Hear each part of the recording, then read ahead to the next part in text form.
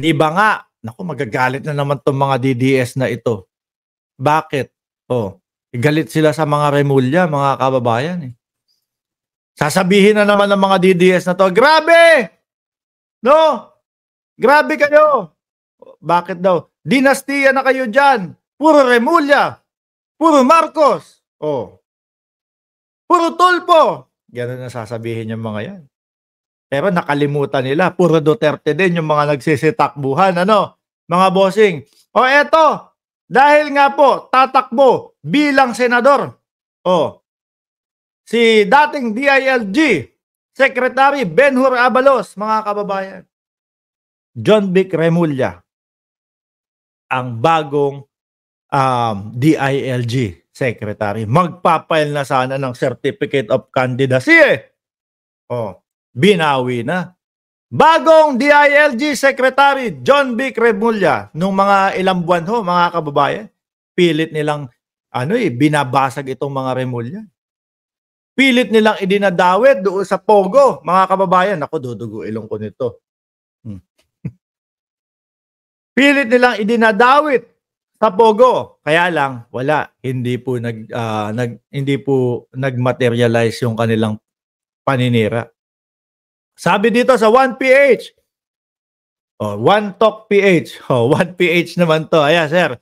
Bagong DILG Secretary, binawi na ni Cavite Governor John Vic Remulla ang Certificate of Candidacy bilang re-electionist matapos kumpirmahin na itatalaga siyang DILG Secretary kapalit ni Benhur Abalos. O, di ho ba, mga kababayan? Akala ko din si Ace Barbers na eh.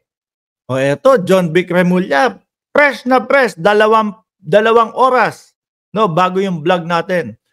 Ayon sa kapatid ni Governor John Vic na si DOJ Secretary Boying Remulla, nakatakdang manumpa ang kapatid bukas October 8. Yari na sa mga DDS. So, ano yan? Dinastiya na kayo dyan. Eh ano tawag nyo doon sa mga Duterte? Oh, from mayor, vice mayor, gusto pa senado, sa kanila nga sa Davao, vice mayor si Duterte, vice mayor si sino ba yun? Yung manginginom, si Baste. Tapos congressman si Pulong. Ano pa? Vice Presidente. Saan ka pa? Tapos sabi ni Robin Padilla, ayaw ko sa dinastiya. Tuloy. Tatakbo naman, nakapalit ni Governor John Vic ang anak ni Secretary Boying na si Board Member Francisco Gabriel Abeng Remulla.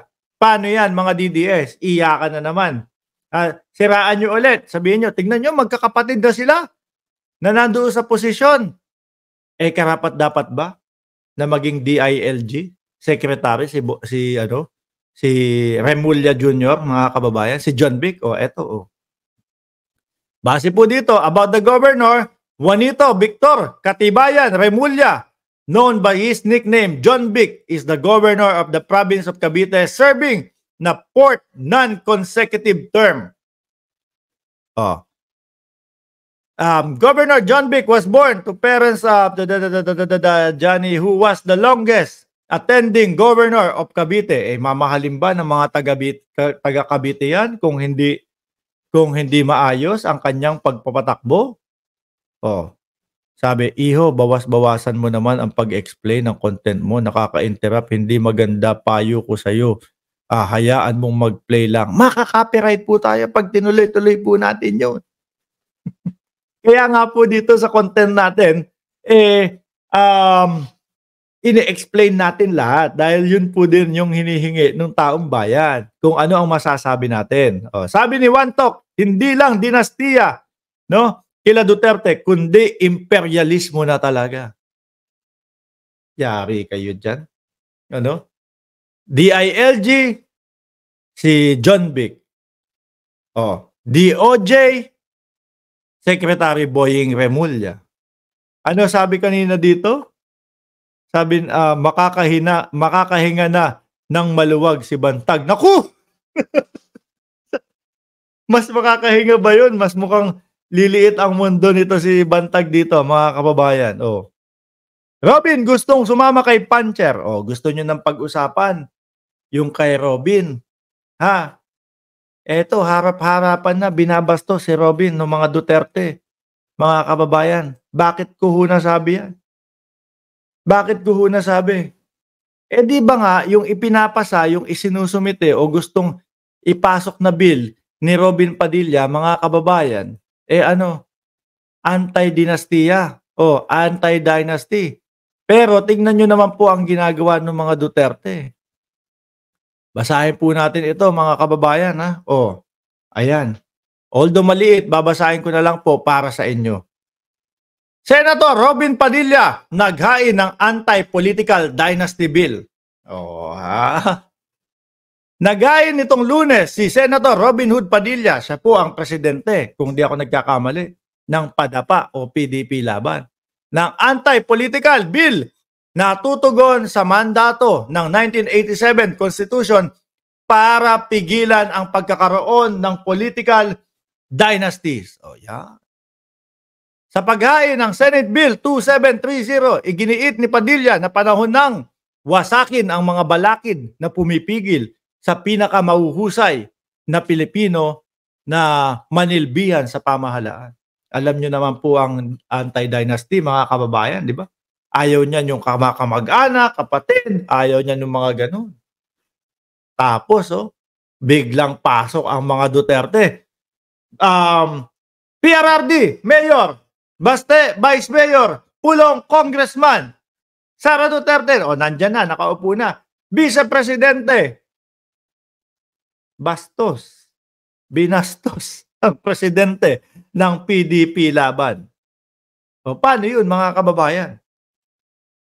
Alam niyo po, no?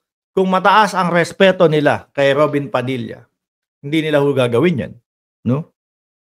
Isa din ho sa nakikita ko, mga boss, yung pagsasubmit o paghahain ni Robin Padilla ng anti-political dynasty bill, wala sa puso niya o hindi niya alam kung ano yung nakapaloob doon. Basta na lang ipinasa. O, sino kaya ang gumawa? Yun ang tanong. Kasi kung siya mismo ang gumawa nito, mga kababayan, hindi niya ipapahiya ang kanyang sarili na magsasalita siya na okay sa akin ang 3 Duterte sa Senado. O, isama pa yung anak ni Pulong na konsehal din. Ito po, mga kababayan, yung kilos ng mga Duterte, ibig lang sabihin na wala silang pakialam kung ano man yung ipinapasa ni Robin Padilla. O, di ba? Sabi ni Shirley Fernandez, di naman alam ibig sabihin ng anti-dynasty bill na sinusulong niya. Mema lang parang tumatak sa isipan ng taong bayan na, naku, yan si Robin, may isinusulong na bill yan. Hindi niyo pwedeng sabihin na walang ginagawa sa Kongreso yan.